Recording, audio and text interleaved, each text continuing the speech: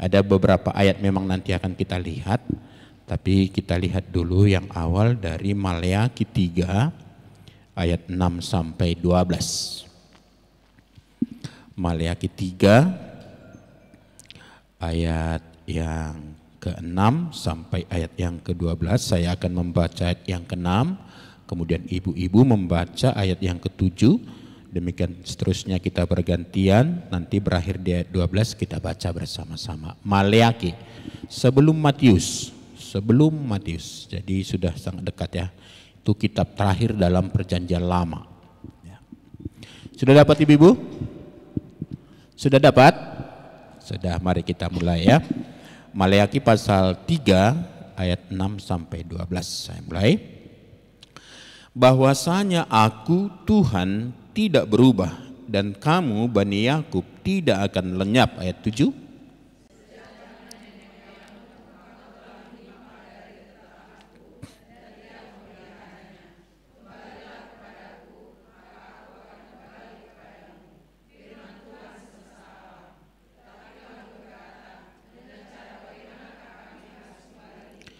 Bolehkah manusia menipu Allah? Namun kamu menipu aku. Tetapi kamu berkata, dengan cara bagaimanakah kami menipu engkau? Mengenai persembahan persepuluhan dan persembahan khusus.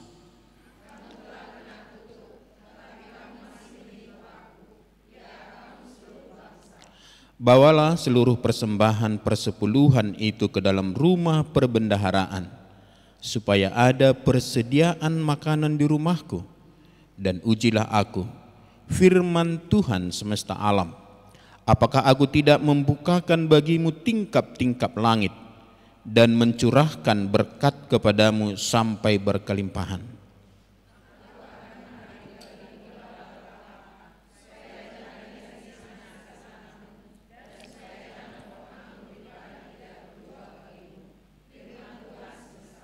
Bersama-sama.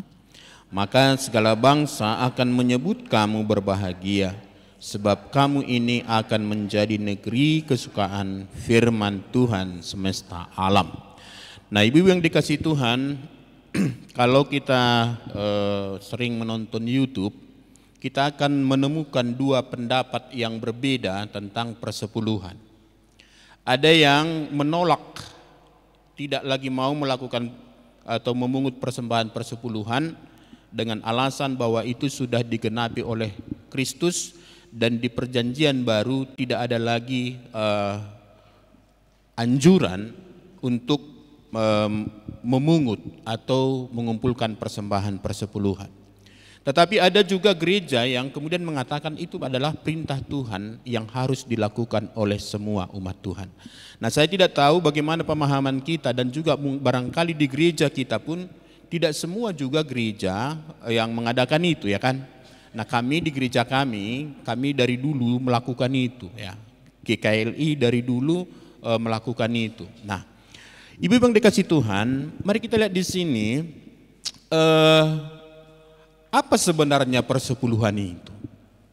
Nah, jadi atau sedikit evaluasi, siapa di antara kita yang terus-menerus setiap bulan memberikan persepuluhan kepada Tuhan? Puji Tuhan. Tapi nampaknya hanya sepertiga, enggak sampai seperempat. Nah, apa kira-kira menyebabkan tidak kita berikan? Apakah memang karena kita lebih setuju daripada, nampaknya lebih banyak pendukung yang mengatakan enggak berlaku lagi itu, ya kan? Karena memang tidak akan mengurangi lagi pendapatannya. Nah, tapi mari kita lihat dulu. Nah, saya waktu mempersiapkan ini sebaiknya ini dibahas dalam 2 kali pertemuan begitu, ya kan? Dan ada diskusinya supaya kemudian bisa kita mengerti dan kita terapkan. Nah, apakah persepuluhan itu? Nah, dalam bahasa Ibrani persepuluhan itu disebut ma'aser, ya, ma'aser, bukan mama aser, ya. Ma'aser, ya. Itu berarti 1/10 bagian, 1/10 bagian. Nah, jadi ini bukan persembahan dalam arti persembahan sukarela, persembahan ucapan syukur, bukan. Itu adalah 1/10 bagian yang merupakan milik Tuhan, yang Tuhan ikut sertakan dalam penghasilan kita, di mana kita harus mengembalikannya kepada Tuhan. Nah, sebenarnya ibu-ibu yang dikasihi Tuhan, Semua yang kita miliki itu adalah milik Tuhan. Bahkan kita pun adalah milik Tuhan. Tetapi kemudian dari penghasilan kita, Tuhan memberikan aturan bahwa 1/10 dari penghasilan kita itu adalah milik Tuhan. Nah, ini dulu kita garis bawahi, milik Tuhan. Maka nanti yang akan diinginkan Tuhan adalah mengembalikan apa yang merupakan milik Tuhan. Tadi kita baca dalam kitab Maleakhi ini, Tuhan mengatakan bahwa mereka sudah menipu Tuhan. Masalahnya apa? Mereka tidak lagi setia memberikan persembahan persepuluhan dan juga persembahan khusus. Khusus mengenai persembahan persepuluhan kemudian diaturkan, bawa kembali ke rumah perbendaharaan. 1/10. Jadi itu adalah milik Tuhan yang terhisap ikut di dalam penghasilan kita. Jadi yang 10% itu, ini ukuran minimum sebenarnya kan, harus kita kembalikan kepada Tuhan. Itulah sebabnya tadi dikatakan orang yang tidak membayar persepuluhan itu dikatakan sebagai pencuri. Kenapa? Karena itu bukan milik dia. Jadi Tuhan sudah memberikan aturan itu 90% lah sebenarnya dari berkat Tuhan itu yang bisa kita kelola, walaupun sebenarnya dalam mengelola itu enggak juga bisa sesuka-suka kita, harus juga di bawah tuntunan Tuhan. Tapi khusus mengenai 1/10 itu harus kita kembalikan kepada Tuhan. Kenapa? Karena itu bukan milik. Sepakat dulu kita di sini. Ya, nanti kita lihat di dalam perjanjian lama bagian di dalam hukum Taurat itu dijelaskan bahwa persembahan persepuluhan itu, walaupun katanya itu persembahan, sebenarnya itu adalah milik Tuhan. Nah, itu yang harus kita kembalikan, maka bahasa yang dipakai adalah membayar persepuluhan. Ya. Itu milik Tuhan yang harus kita kembalikan. Maka kalau orang setia memberikan persepuluhan, sebenarnya dia belum memberi apa-apa kepada Tuhan. Mengerti maksud saya? Kenapa? Karena kita hanya mengembalikan. Jadi itu seperti perjanjian 2 orang sahabat yang membuka satu usaha. Pemodal mengatakan, oke, kita sekarang buka usaha. Nah, kamu yang kerja, oke, kamu kerja semua penghasilannya nanti itu 10% saja bagi saya. Selebihnya itu untukmu. Nah, kalau misalnya si A dan si B bersepakat itu, lalu si A mengatakan, oke, kamu yang kelola nanti hanya 10% bagiku. Ketika si B membayar itu, memberikan, dia belum memberikan apa-apa kepada si A. Kenapa? Karena dia hanya mengembalikan apa yang merupakan miliknya. Bisa mengerti ya? Nah, walaupun kata persembahan dipakai di sini, itu hanya bicara tentang sikap hati kita dalam memberi kepada Tuhan. Minggu depan kita akan belajar itu ya kan? Ada sikap hati bagaimana kita memberi kepada Tuhan. Nah, tapi prinsipnya sekali lagi, ibu-ibu yang dikasih Tuhan, itu bukan persembahan dalam artian ucapan syukur, bukan persembahan sukarela, tetapi milik Tuhan yang harus kita kembalikan. Nah, maka pada dasarnya adalah bahwa kita mengerti apa yang kita miliki itu, keberhasilan kita itu adalah semata-mata oleh karena anugerah Tuhan. Nah, kalau kita kembali dalam konteks bangsa Israel pada saat itu, tanah itu adalah milik Tuhan. Kan begitu ya kan? Ya.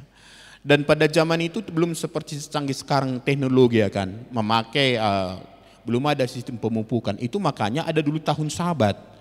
Nah, kalau ibu-ibu yang dari kampung yang pernah berladang, ladang ya, yang kita yang di darat, yang bukan sawah, itu nanti dikerjakan misalnya paling 5 tahun, itu harus kemudian dibiarkan lagi, ditinggalkan. Supaya apa? Supaya subur kembali. Nanti kalau ibu-ibu baca dalam perjanjian lama ada itu. Nah, maka nggak boleh mengeksplorasi seperti itu. Nggak bisa. Harus tertata dengan rapi. Maka persembahan persepuluhan itu adalah pengakuan bahwa Tuhan adalah sumber segala berkat dalam kehidupan kita. Lalu persembahan persepuluhan itu adalah pernyataan iman bahwa hidup dan penghasilan kita berada di bawah kedaulatan Tuhan, di bawah otoritas Tuhan. Juga persembahan persepuluhan itu kenapa kita berikan? Bukti kasih dan kesetiaan kita kepada Tuhan. Kenapa muncul perdebatan tadi antara setuju dengan tidak setuju? Karena melihat akar daripada persepuluhan itu adalah hukum Taurat. Nah, tapi kalau kita mengerti jauh sebelum hukum Taurat, bahwa praktek persepuluhan itu sudah dilakukan. Siapa yang pertama sekali mempraktekkan persepuluhan? Itu justru nenek moyang Israel. Ya, siapa itu? Abraham. Abraham itu masih satu tokoh, belum ada anaknya pun belum ada waktu itu. Nah awalnya apa? Kalau Bapak Ibu nanti baca dalam Kejadian 14 itu, nah itu diawali dengan peperangan melawan Kedorlaomer dan sekutunya. Kenapa? Karena menawan Lot, ya, Lot dan keluarganya. Lalu kemudian Abraham setelah dikasih tahu, dia kemudian membebaskan mereka. Berperang gitu ya, bawa pasukan. Nah lalu kemudian dibebaskan. Ketika dia kembali dari peperangan itu dengan kemenangan itu, lalu ada namanya pampasan perang. Tahu pampasan perang ya? Jadi yang didapatkan, jadi harta benda yang direbut oleh musuh tadi itu akhirnya karena musuhnya kalah, mereka lari, ditinggalkan di situ, lalu mereka bawa. Maka kemudian ketika dia kembali bertemu dengan Melkisedek yang dikatakan Raja Salem itu, gambaran dari Kristus sebenarnya nanti itu adalah, lalu kemudian Abraham memberikan 1/10 dari pampasan itu. Belum ada pernah diajarkan Tuhan tentang persepuluhan di situ. Tapi Abraham mengerti bahwa kalau dia bisa menang, kalau dia bisa berhasil melawan musuh itu adalah oleh karena Tuhan yang campur tangan. Nanti kalau kita buat perbandingannya nggak seimbang. Itu Kedorlaomer itu bersama dengan raja-raja, bukan hanya sendiri dia. Lalu Abraham itu hanya dengan budak-budaknya yang tidak terlatih. Tapi kenapa mereka bisa menang? Karena Tuhan yang campur tangan. Maka kemudian dia memberikan persembahan persepuluhan itu. Inilah sebenarnya hal yang mendasar ada dalam diri kita ketika kita mau mempraktekkan memberikan persepuluhan. Menyadari bahwa Tuhan begitu baik bagi saya, memberkati saya, memberkati saya, memberkati saya. Jadi bukan nanti seperti yang, bukan ini sebenarnya nanti motivasinya kan. Ada juga gereja yang terlalu ekstrim juga kan. Bayar persepuluhan, nanti lihat kamu akan diberkati berlimpah-limpah. Bukan itu juga motivasinya, bukan. Tapi kesadaran bahwa Tuhan telah memberkati kita, maka itu adalah bentuk ucapan syukur dan pengenalan akan kedaulatan Tuhan. Nah maka sekali lagi ibu yang dikasih Tuhan, perpuluhan itu adalah milik Tuhan. Nah itu nanti bisa dibaca di dalam Imamat 27 ayat 30. Jadi bukan persembahan sukarela ya. Jadi katakan di sana, demikian juga segala persembahan persepuluhan dari tanah, baik dari hasil benih di tanah maupun dari buah pohon-pohonan adalah milik Tuhan. Adalah milik Tuhan. Itulah persembahan kudus bagi Tuhan. Nah, persembahan persepuluhan itu berbeda dengan persembahan yang lain. Jadi, persepuluhan adalah kewajiban iman. Ya, kita juga di YPDPA ini mengajarkan itu. Jadi sekali lagi, persepuluhan itu adalah kewajiban iman. Persembahan persepuluhan adalah kewajiban yang harus kita lakukan. Berbeda dengan ucapan syukur. Berbeda. Nah maka kalau kita bicara tentang persembahan persepuluhan, ada enggak uangnya di dalam penghasilan kita? Ada? Ada atau belum? Ada. Kenapa? Karena itu adalah 1/10 dari penghasilan kita. Jadi berbeda dengan ucapan syukur. Belum tentu kita bisa, atau persembahan seperti ini nanti kan, belum tentu bisa kita lakukan. Mungkin setelah kita hitung-hitung lalu nanti, oh ini bisa berubah-ubah gitu ya kan. Tapi persembahan persepuluhan sudah ada di gaji kita, dalam penghasilan kita.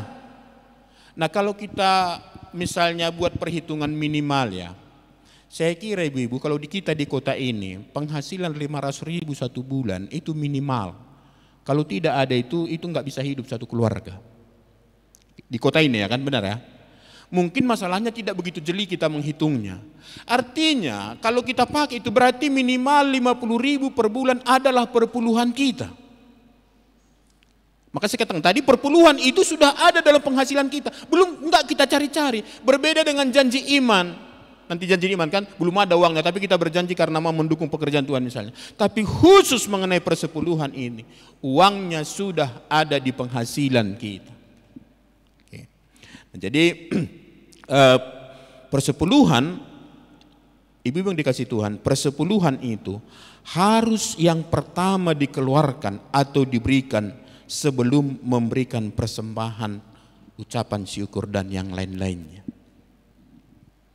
Saya, jadi nanti kalau gajian, gajian, kalau gajinya misalnya 10 juta langsunglah keluarkan 1 juta. Nggak usah pikir-pikir ini, aduh 10 juta Tuhan, udah berapa karung beras itu? Enggak usah itu. Enggak usah. Karena itu memang milik Tuhan, jelas ya kan? Sekali lagi saya mengingatkan, orang yang tidak mengembalikan persepuluhan kepada Tuhan, nanti kemana diberikan, nanti kita lihat. Dia adalah pencuri. Itu kan jelas tadi dikatakan firman Tuhan ini kan. Dia pencuri. Maka saya yakin tidak ada pencuri yang diberkati Tuhan. Jangan-jangan ini salah satu juga masalah dalam kehidupan kita. Jadi ibu-ibu yang dikasih Tuhan, mari kita mungkin juga ya kita harus, ibu-ibu khusus ya, harus juga menolong suaminya mengerti ini. Ya kan? Nanti kan kalau enggak dijelaskan, tiba-tiba hilang misalnya, enggak nampak 500 ribu misalnya kan. Ya kan, penghasilannya misalnya 5 juta ya kan. Lalu enggak nampak 500 ribu. Kemana uangnya? Gitu kan? Maka perlu didiskusikan supaya ini bisa dilakukan dengan baik. Nah, sekali lagi ya, persembahan persepuluhan harus yang pertama dikeluarkan dari semua persembahan yang akan kita berikan. Nah, kami bersyukur di kantor ini, ya saya kan staf di sini ya kan. Jadi kami menerima perbelanjaan itu, honorarium itu sudah dipotong, itu persembahan persepuluhan sudah dipotong. Ya, jadi kami terima yang sudah bersih itu ya kan. Dan kita nggak pernah mikir-mikir kan, 500 ribu banyak kali misalnya gitu kan, 600 ribu, Anda. Tapi ternyata ibu-ibu yang dikasih Tuhan semua tercukupi kok, tercukupi ya. Tapi lebih dari itu, sekali lagi, kita mau belajar kepada Tuhan, kita mau menaati perintah Tuhan bahwa kita mau mengembalikan apa yang merupakan milik Tuhan. Nah, menahan persepuluhan berarti merampas milik Tuhan. Nah, ingat tadi ayat 8 dan 9 itu ya. Bolehkah manusia menipu Allah?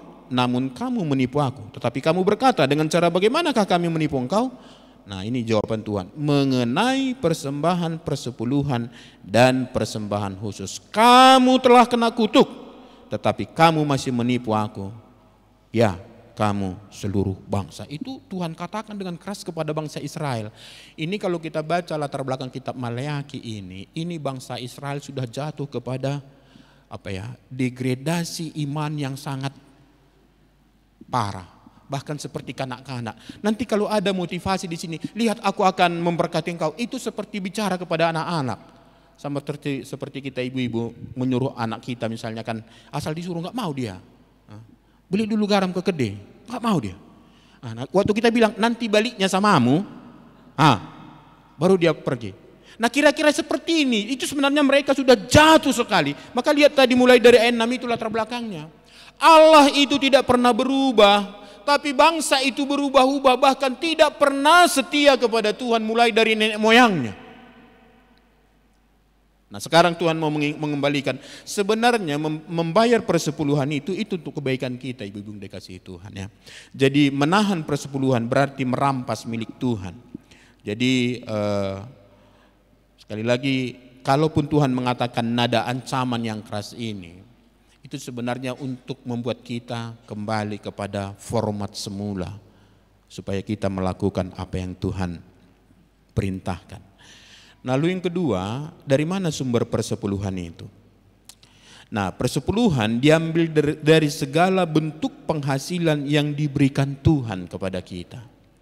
Jadi dalam praktek bangsa Israel itu, semua penghasilan mereka itu memang dipotong persepuluhannya. Misalnya dengan domba, itu nanti mereka biasanya per tahun ya, dilihat itu. Kalau beranak dombanya, hitung 1, 2, 3, 4, 5, 6, 7, 8, 9, 10, sini 1. Ya kan?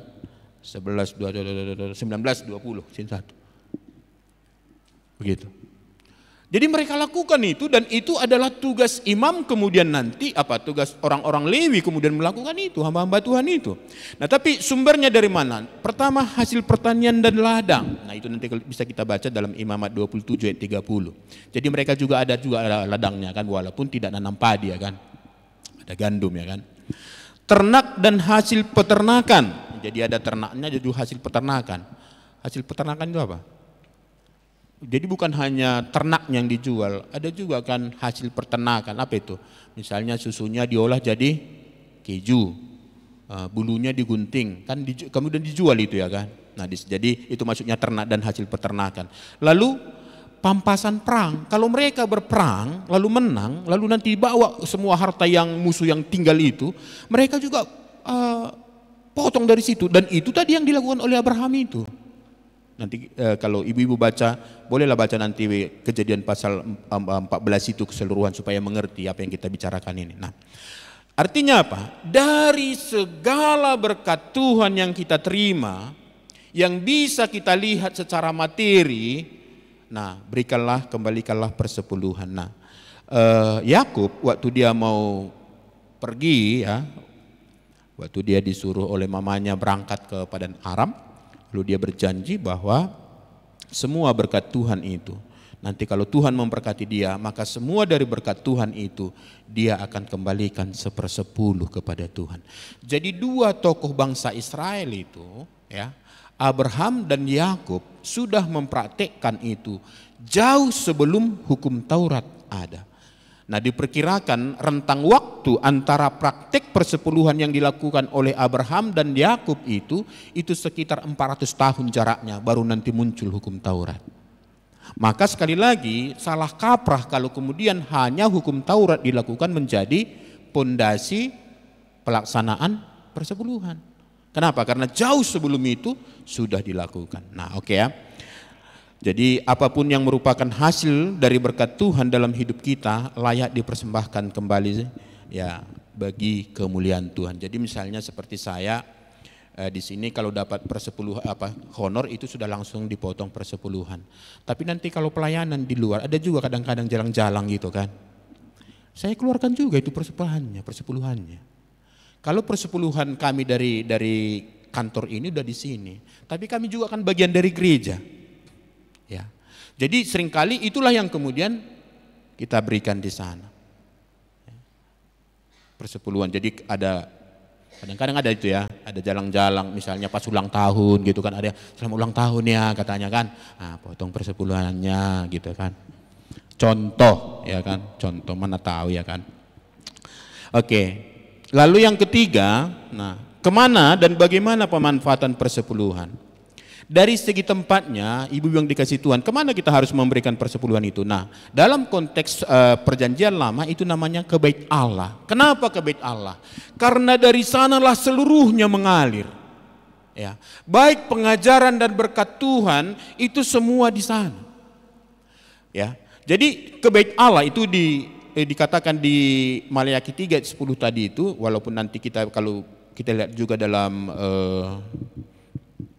tulisan-tulisan Musa, ya kitab 5 Musa itu nanti bisa kita lihat di situ, baik di Ulangan, di Bilangan juga ada di sana. Nah, ayat 10, bawalah seluruh persembahan persepuluhan itu ke dalam rumah perbendaharaan.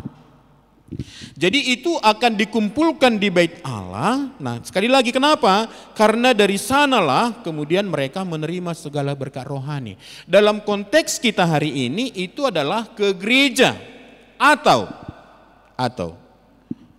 dari mana kita mendapatkan pengisian rohani.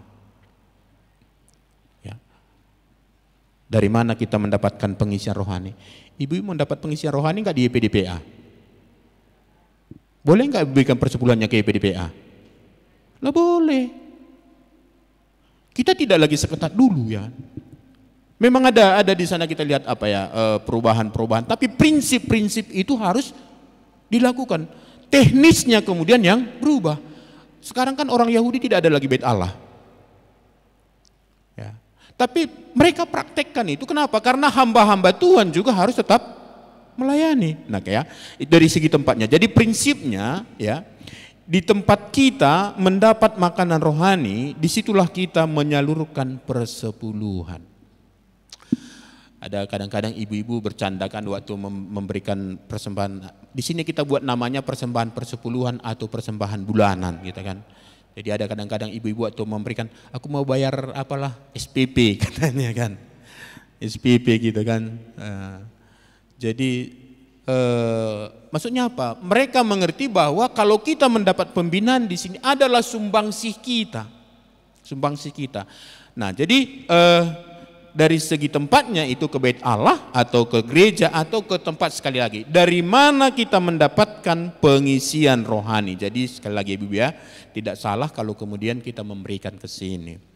Dan barangkali ini juga perlu ya, kalau misalnya ada, karena pernah juga saya dengar ada orang yang sudah mendapat pengajaran yang baik tentang persepuluhan ini, lalu dia mau praktekkan di gerejanya, dia mau kasih ke gereja, lalu gereja bilang nggak ada posnya.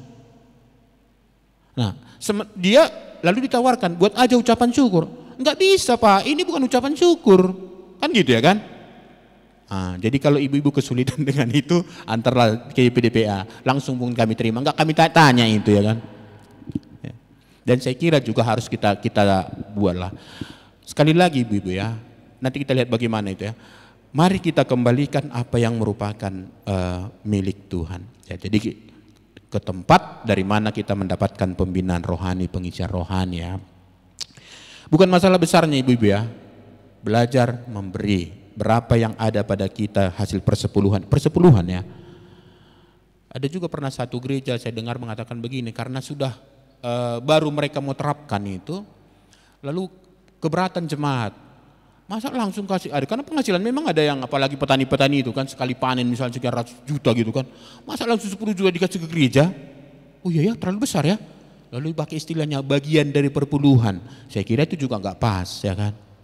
Tetap namanya 10%, itu sebenarnya pemberian minimum ya kan. Nah lalu siapa penerima dari persembahan persepuluhan itu tuh, atau bagaimana pemanfaatan persembahan persepuluhan itu? Yang pertama ibu-ibu, persembahan persepuluhan itu adalah dana utama untuk menopang kehidupan para hamba-hamba Tuhan, para pelayan.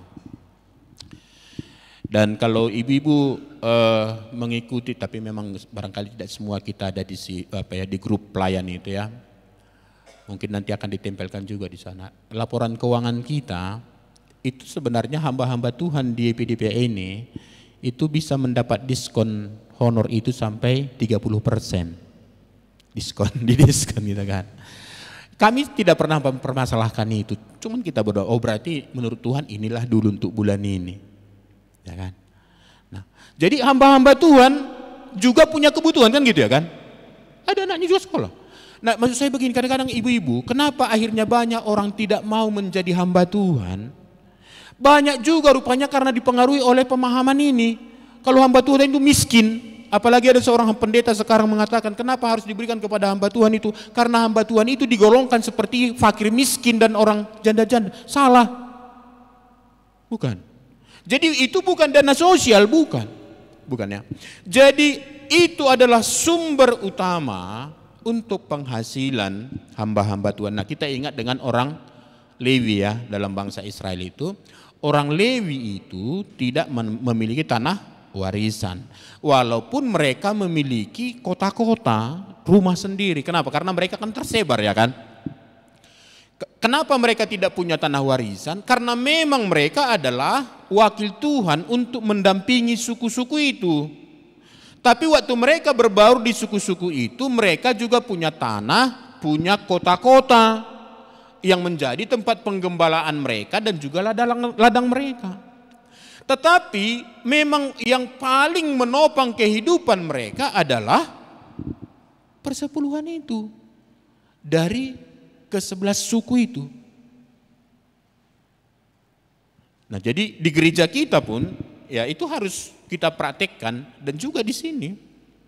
Ya, jadi kita lakukan itu ya, hamba-hamba Tuhan. Nah, itulah sebenarnya pemanfaatan utama dan pertama untuk persembahan persepuluhan. Jadi yang kedua, untuk menopang pelayanan ibadah dan operasional rumah Tuhan. Nah tadi kan untuk hamba-hamba Tuhan, kalau pakai istilah kita di sini honor lah itu kan, di gereja perbelanjaan gitu ya kan. Nah tapi kan biaya pelayanan kan bukan hanya itu. Kalau kita beribadah di sini, apa yang kita butuhkan? Satu, listrik ya kan. Nah nanti kita beribadah di sini, ini dibersihkan enggak? Dibersihkan. Kenapa gereja dulu tidak pakai istilah sewa, pakai istilah kebersihan? Sebenarnya kalau kita pakai itu kan memang ada biaya. Beda dengan gereja di kampung. yang kalau mereka bermusik hanya putih marende, ya kan tahu putih marende kan, yang goyang lutut gitu kan, nggak butuh harus. Lalu penerangannya dari mana? Ya buka jendela. Maka jangan dibandingkan di kampung dengan di kota. Di kota kalau kita buka gereja lampu harus hidup, apalagi pakai AC. Jadi itu bukan sewa sebenarnya. Nah, artinya ibu-ibu yang dikasih Tuhan, persepuluhan itu juga kalau kita berikan ke sini itu akan dikelola untuk kebutuhan pelayanan ini. Ya, ibu-ibu terganggu nggak dengan sound system kita tadi? Ada nggak bermasalah tadi sound system kita yang gitu kan? Nah, kami tadi sebentar berbincang dengan Noren. Nah, nampaknya tahun ini kita harus buat program lagi untuk penggantian ini. Ini sudah dari tahun 2000 ibu-ibu. Ini cukup berarti sudah 25 tahun ini sound system kita ini. Dan memang sudah layak untuk diganti. Dari mana uangnya? Kita. Tolong ibu-ibu ya, kalau kita bicara uang jangan langsung, wah habis mah HP pikir. Jangan. Berbahagialah ibu-ibu kalau Tuhan berikan kepercayaan kepada kita untuk mendukung pekerjaannya. Dan sedihlah kalau tidak Tuhan berikan kesempatan bagi kita untuk mendukung pekerjaannya. Ingat sekali lagi, uang yang ada di kantong kita ini bukan uang kita. Ada jemaat GKPI di sini? Ada? Ya. Apa ciri khas dua persembahan teman-teman kita di GKPI? Molo tungadong pe Tuhan bui hupelehok kami, nasian hohihan doi hujalo kami. Kalau ada yang bisa kami persembahkan ini sekarang, karena dari Tuhan itu kami terima. Betul ya? Jadi uang kita ini bukan milik kita ini, itu hanya titipan. Jadi ibu dikasih Tuhan, pemanfaatan kedua dari persembahan persepuluhan itu adalah untuk dana operasional pelayanan termasuk dengan penginjilan. Ya, walaupun kita di EPDP akhirnya kita buat itu pos khusus waktu itu kan, tapi nah persepuluhan kalau kita semua membayar itu, melakukan itu sudah cukup untuk memenuhi kebutuhan itu. Lalu yang berikutnya, jadi itu yang dimaksud tadi dengan membawa ke rumah perbendaharaan itu ya kan. Jadi bukan hanya penghidupan orang-orang Lewi itu, imam-imam itu, tapi juga operasional di bait suci itu juga ada, ya kan. Lalu yang berikutnya, kemana lagi? Nah itu untuk menolong mereka yang membutuhkan. Itu yang disebut, jadi persepuluhan bisa dipakai, dikelola untuk menjadi dana sosial kepada janda, orang miskin, orang asing. Nah itu dalam Ulangan 26 ayat 12 dikatakan demikian. Apabila dalam tahun yang ketiga, tahun persembahan persepuluhan, tahun persembahan persepuluhan, engkau sudah selesai mengambil segala persembahan persepuluhan dari hasil tanahmu, maka haruslah engkau memberikannya kepada orang Lewi, itu yang pertama, orang asing, anak, yatim, dan janda. Jadi ini diikut sertakan lagi orang Lewi tadi karena itu tadi penerima utama, tapi juga orang-orang asing. Ingat dengan gereja mula-mula ibu-ibu yang dikasih Tuhan, ya. Waktu mereka datang ke hari Pentakosta itu kan mereka nggak terpikir akan menjadi orang yang bertobat kepada Yesus kan. Lalu mereka mendengar turunnya Roh Kudus itu, lalu kemudian Petrus berkhotbah, lalu bertobat 3.000 orang. Lalu mereka mendapat pembinaan lagi. Dari mana uangnya? Waktu itu belum terkoordinir dalam bentuk gereja di sini waktu itu, maka ada orang-orang yang kemudian mengerti lalu menjual harta bendanya. Tapi itu kan nggak bisa terus seperti itu, maka harus ditata sistem kemudian bagaimana ini supaya terkoordinir. Jadi sebenarnya kalau menurut prinsip Alkitab sumber utama dari dana sosial itu adalah persembahan apa? Persepuluhan. Ini jelas ya kan? Ulangan 26 sampai ayat 12 ini. Ya. Tapi nampaknya dalam perjalanan bangsa Israel pun mereka gagal melakukan itu, maka kita ingat dengan seorang janda yang memberikan 2 peser itu. Itu peti, kalau bahasa Batak itu terjemahnya poti parasian. Tahu poti parasian ya kan? Jadi ada peti di situ, itu dana sosial sebenarnya. Jadi seorang janda yang miskin pun memikirkan orang lain, maka dikasih uang itu. Ya. Jadi jangan kita bilang aku ini orang miskin gak bisa memberi. Enggak, janda itu menjadi contoh. Ya. Orang yang berkesusahan Jangan pakai aku susahnya aku nggak usah memberi. Enggak. Berapa yang bisa kita beri? Ya. Jadi untuk menolong mereka yang membutuhkan atau kesusahan. Nah di sini sekali lagi ada orang. Jadi itu hebatnya bangsa Israel ini. Maka orang asing itu nyaman di bangsa Israel itu. Ya. Bahkan dalam penataan Bait Allah itu ada pelataran khusus untuk orang asing, hebat loh. Ya. Jadi anak yatim dan janda. Nah terakhir, kemana pemanfaatan persembahan persepuluhan ini? Ini barangkali jarang dibahas ini ya. Untuk dimakan bersama di hadapan Tuhan. Ya. Jadi ada rupanya pemanfaatan persembahan persepuluhan itu untuk makan bersama di hadapan Tuhan. Saya waktu mempersiapkan ini teringat dulu kalau di kampung. Itu selalu ada paling tidak 1 kali 1 tahun makan bersama. Semua anggota jemaat dan pelayan. Walaupun waktu itu belum seperti ini dalam artian dananya itu adalah dari persepuluhan. Tapi mereka sudah mempraktekkan itu. Ya, nggak tahu dari mana waktu itu dananya. Nah, nampaknya ini juga diajarkan Tuhan. Nah, kalau kita baca ini agak panjang ayatnya, Ulangan 14 ayat 22 sampai 27. Nah, saya bacakan demikian firman Tuhan. Haruslah engkau benar-benar mempersembahkan 1/10 dari seluruh hasil benih yang tumbuh di ladangmu tahun demi tahun, dan di hadapan Tuhan Allahmu di tempat yang akan dipilihnya untuk membuat namanya diam di sana. Ini nanti kepada Bait Allah ya. Haruslah engkau memakan persembahan persepuluhan dari gandummu, dari anggurmu, dari minyakmu, juga anak-anak sulung lembu sapimu dan kambing dombamu, supaya engkau belajar untuk selalu takut akan Tuhan Allah. Jadi ada pertemuan raya mereka di sana, mensyukuri Tuhan di hadapan Tuhan. Mereka bahkan bersama memuji-muji Tuhan. Dananya dari mana? Persepuluhan. Bisa nggak kita buat itu YPDPA ya kan? Kumpul persepuluhan kan, lalu awal tahun makan semua gitu. Bisa aja sih ya. Oke, nah jadi itu jadi maknanya ibu-ibu makan bersama di hadapan Tuhan itu tanda syukur ya. Mereka mengakui bahwa semua yang dimiliki berasal dari Tuhan. Nah, tanda penyembahan kepada Tuhan. Jadi mereka tidak makan di rumah tetapi di hadapan Tuhan sebagai bagian dari ibadah. Jadi makan itu bagian dari ibadah dalam konteks ini. Itu maka kalau di pesta itu kan dari mana sering dikutip? 1 Korintus 10 ayat 31. Jadi dinamangan manang dinaminu pehamu bekamu mai pasang apun debat gitu ya kan. Jadi makan itu bukan pemuasan hawa nafsu. Bukan, itu ibadah ya.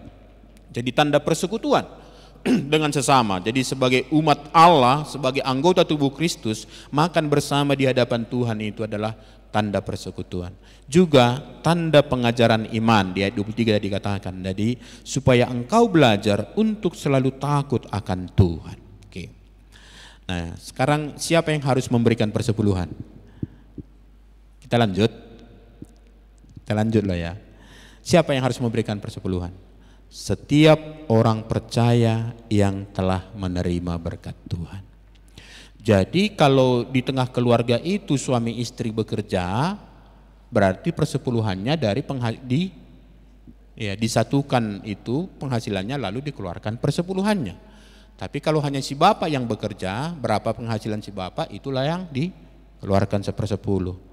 Nah, atau nanti ada berkat lain yang diterima, bukan hanya dari apa ya. Kadang-kadang ada juga yang kerja-kerja sampingan ya kan. Tapi intinya adalah memberikan apa yang merupakan bagian Tuhan ya. Jadi semua orang percaya harus memberikan persepuluhan. Jadi persepuluhan adalah bagian dari disiplin iman yang menunjukkan kebergantungan kita kepada kasih karunia Tuhan. Jadi semua orang percaya. Anak-anak kita pun nanti ibu-ibu kalau sudah bekerja, ajari mereka memberikan persepuluhan ya.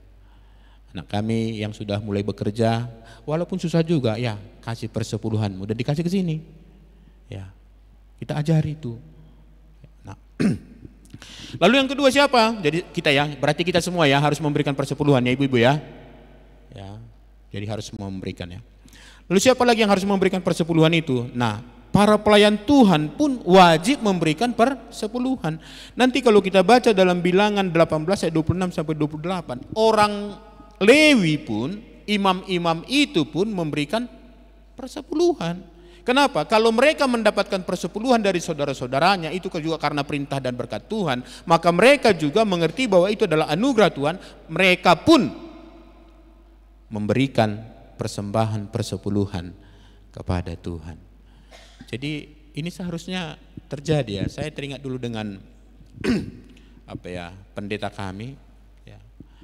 Beliau adalah salah seorang yang paling terbesar memberikan persepuluhan di gereja kami pada zaman itu ya, menjadi contoh. Itu saya kira. Jadi bukan karena hamba Tuhan penerima persepuluhan lalu dia tidak memberi, tidak. Dia tetap menyadari bahwa yang dia terima ini pun adalah berkat dari Tuhan. Maka dia juga harus kembalikan apa yang merupakan milik Tuhan ya. Jadi semua umum. Jadi mari kita lihat dulu praktek persembahan persepuluhan itu ya. Mari kita lihat di perjanjian lama tadi sudah saya jelaskan bahwa praktek persembahan persepuluhan itu sudah dilakukan oleh Abraham dan Yakub jauh sebelum hukum Taurat ada. Ya, itu sudah di awal tadi. Sekali lagi mengapa mereka melakukan? Karena mereka menyadari bahwa berkat yang mereka peroleh, bahkan kemenangan itu dalam peperangan itu adalah anugerah dari Tuhan. Lalu nanti kita lihat juga bagaimana sesudah ada hukum Taurat. Maka di dalam hukum Taurat pun persepuluhan itu diperintahkan untuk dilakukan dengan alasan tadi, kepada orang Lewi, kepada orang miskin, orang asing, dan juga untuk dimakan bersama. Lalu dalam perjanjian baru, adakah termasuk ini sebenarnya Maleakhi ini tadi kan, ya itu bagian dari, sering juga disebut sebagai bagian dari Taurat. Nah bagaimana dalam perjanjian baru? Apakah di perjanjian baru ada diperintahkan tentang persepuluhan? Nah mari kita lihat dulu. Apakah Tuhan Yesus mengajarkan persepuluhan? Memang secara eksplisit kata-kata itu harus kamu bayar persembahan persepuluhan, tidak ada. Tapi coba kita lihat satu ayat dalam Matius 23:23. Nah, firman Tuhan mengatakan demikian. Celakalah kamu hai ahli-ahli Taurat dan orang-orang Farisi, hai kamu orang-orang munafik, sebab persepuluhan dari selasih, adas manis dan jintan kamu bayar. Tetapi yang terpenting dalam hukum Taurat kamu abaikan, yaitu kesetiaan. Oke, sampai di sini dulu. Nah apa ini tadi jintan segala? Itu kan apa? Hasil-hasil pertanian sayur-sayuran yang murah-murahan itu kan. Orang Lewi itu memungut itu, orang Farisi memungut dari sana. Perhatikan kata-kata ini. Yesus tidak mengatakan enggak usah lagi kamu kutip. Perhatikan sekali lagi ya. Apa yang dikatakan Yesus ini ya. Sebab persepuluhan dari selasih, adas manis dan jintan kamu bayar. Yesus tidak mengatakan enggak usah lagi bayar. Artinya apa? Yesus pun tidak mengatakan jangan lagi lakukan persembahan persepuluhan. Masalahnya adalah mereka melakukan itu, memungut persembahan persepuluhan, tapi yang paling utama di dalam keimanan itu apa itu? Belas kasihan dan kesetiaan, keadilan itu mereka tidak lagi lakukan. Jadi mereka jatuh ke dalam formalitas, yang penting sudah kubayar perpuluhanku. Lalu moralnya, imannya tidak berubah. Maka perhatikan kata-kata berikutnya. Yang satu harus dilakukan dan yang lain jangan diabaikan. Berarti dari sini kita mengerti masih jalan gak persepuluhan? Masih, jangan abaikan itu. Lakukan. Nah, jadi Yesus mengajarkan keutuhan kita sebagai orang percaya ini. Yesus tidak pernah melarang atau menghentikan pengumpulan persembahan persepuluhan. Tapi yang Yesus mau lakukan dengan utuh. Jangan hanya satu bagian, lakukan jugalah hal-hal lain. Nah, yang dikatakan tadi yang terpenting yaitu keadilan dan belas kasihan dan kesetiaan. Sekali lagi kata-kata ini penting bagi kita. Yang satu harus dilakukan dan yang lain jangan diabaikan. Nah, Rasul Paulus apakah meniadakan persembahan persepuluhan? Nah, ibu-ibu kalau perhatikan 1 Korintus 9 ayat 13 sampai 14 ya. Ya, kita akan melihat di sana sekali lagi memang secara literally tidak pernah dikatakan bayarlah persembahan persepuluhan seperti dalam perjanjian lama. Tapi coba kita baca 1 Korintus 9 ayat 13 sampai 14 dikatakan demikian. Tidak tahukah kamu bahwa mereka yang melayani dalam tempat kudus, siapa itu? Yang melayani dalam tempat kudus siapa itu? tadi hamba-hamba Tuhan dalam PL itu ya, orang Lewi ya, mendapat penghidupan dari tempat kudus itu, dan bahwa mereka yang melayani mezbah mendapat bahagian mereka dari mezbah itu. Oke? Nah, Paulus mengutip ke sana walaupun dengan kata-kata yang berbeda. Lalu ayat 14, demikian pula Tuhan telah menetapkan bahwa mereka yang memberitakan Injil harus hidup dari pemberitaan Injil itu. Referensinya apa? Praktek persembahan persepuluhan. Maka dalam perjanjian baru pun praktek pengumpulan persembahan persepuluhan tidak pernah dibatalkan, malahan diperdalam. Tuntutan dalam perjanjian baru berapa persen? Apa kata Roma 12 ayat 1? Totalitas diri kita itulah yang harus dipersembahkan kepada Tuhan. Tetapi ibu-ibu yang dikasih Tuhan, jangan dulu langsung loncat ke mempersembahkan totalitas diri. Yang penting aku juga persembahkan diriku. Tapi kalau dalam hal yang kecil pun tidak kita setia, sebenarnya kita tidak melakukan apa yang dikatakan dalam Roma 12 ayat 1 itu. Ya. Jadi persepuluhan tetap menjadi tolak ukur minimal kesetiaan finansil untuk Tuhan. Ya. Persembahan persepuluhan tetap menjadi tolak ukur minimal kesetiaan finansil umat Tuhan. Persepuluhan adalah standar minimal kasih kepada Allah.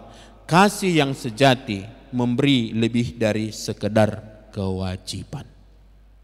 Oke, jadi ibu-ibu saya mau tegaskan, mulai dari perjanjian lama sebelum hukum Taurat, praktek persepuluhan sudah dilakukan. Hukum Taurat menegaskan lebih lagi menjadi satu keharusan, lalu dalam perjanjian baru ditegaskan bahwa itu tetap berjalan walaupun tidak dengan kata-kata yang sama seperti dalam perjanjian lama. Baik Tuhan Yesus maupun Rasul Paulus tetap mengatakan supaya kita mengumpulkan persembahan persepuluhan.